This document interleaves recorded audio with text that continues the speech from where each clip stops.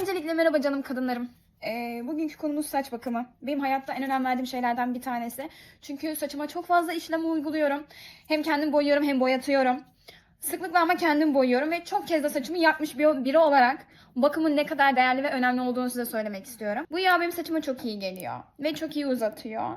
Daha sonra bunu sadece diplere uyguluyorum, uçlara değil. Çünkü zaten saç dediğin şey dipten uca besleyen bir şey. Bu yağı seviyorum ve aktif olarak kullanıyorum. Haftada 2 defa uyguluyorum. Uçlarını da Urban'ın maskelerini uyguluyorum. Yumuşacık oluyor.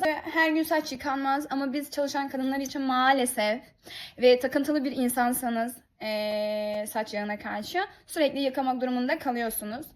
O yüzden ben de haftada 2 gün bunu izinli olduğum günlerde ya da örnek veriyorum işte eve gelir gelmez hemen saçıma sürüp duş alana kadarki süreçte bunu bekletiyorum. Bu yağı seviyorum ya gerçekten. Yani iyi ki bu yağı yapmışlar diyorum ve sizi çok öpüyorum.